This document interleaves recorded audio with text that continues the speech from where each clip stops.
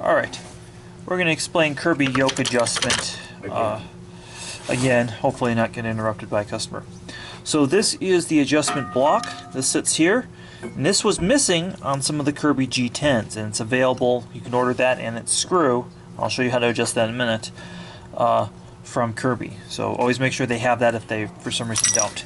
You will always be retorquing these, and you want to open these up and clean this up. I'm going to show you briefly what that mess is right here, give you an idea. So what we have right here is we have the yoke itself, and you want to make sure at least one of these two pins is in there, but ideally two. If it is not spring-loaded, this whole assembly gets replaced. But what happens is grime and rust and grit and stuff get in here, and here need to be cleaned out. You need to also clean these out. You can clean the metal parts out here, not the bearings, just these out with denatured. You do not want to clean these with denatured. You just want to wipe these clean and put them back with some oil. If they're super dirty, you can use like WD-40 or something, but do not use denatured because it will basically get soaked up into the bearings and basically eat it up. So we're just going to clean that off and see what we can get with a rag. Again, this is a quick 2 minutes to spend to basically, this is going to be felt by the customer when they're using this and adjusting that. So that's been done. There's a couple ways you can put these together. You can use grease, which is great, but I don't like to do it. I much prefer to use the kosher alternative Tri-Flow,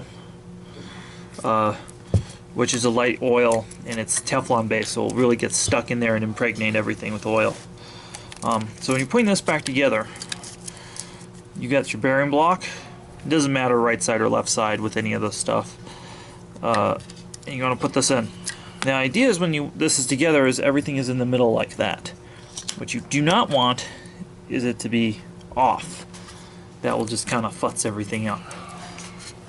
So again, we're going to do the rest of this.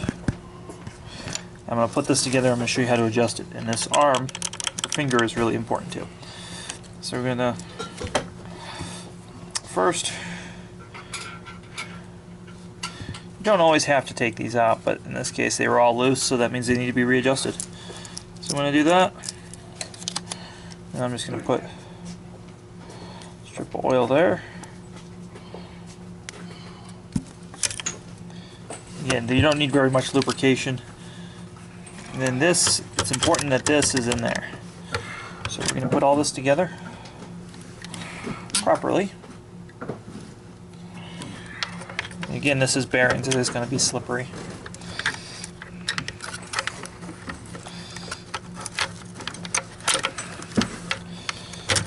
Alright, everything is somewhat lined up. We are going to just put the screws in loose. We're not going to tighten them, we're just going to loosen them in there. Just enough so it kind of settles everything.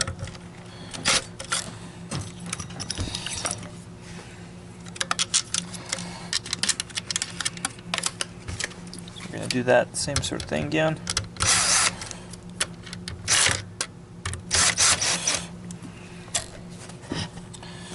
Alright. Now, you'll see that the bearings are actually kind of off.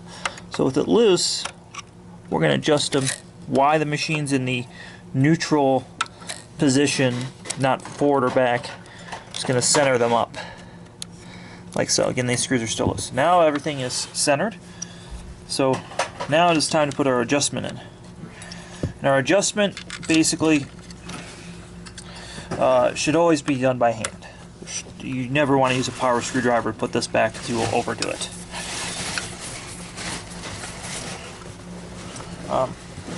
So we're going to put some adjustment, and as we put the adjustment, what this does is this wedges these and closes the gap there. So as I do that, I'm going to move it. Now I'm going to over adjust it. Stiff. I'm going to under adjust it. And you want to check for side to side play. Nope, that's cleaned up. That's perfectly adjusted. So now we're going to take the screwdriver, we're actually going to torque it down to a kind of a medium torque setting.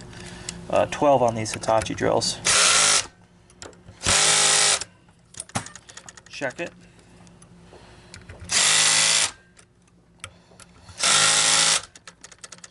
Now everything is adjusted.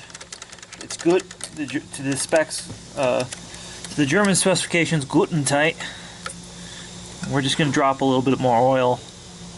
Again, you can impregnate. They'll just soak up oil.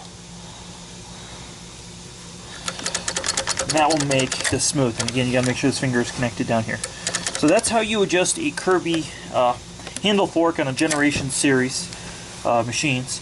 One other thing is that these big Phillips right here, they often come loose. So before you start, what I do is torque them down to a very high torque setting, which I already did, but just an example. So that's how you address a Kirby Yoke assembly. As always, please like, subscribe, and comment below.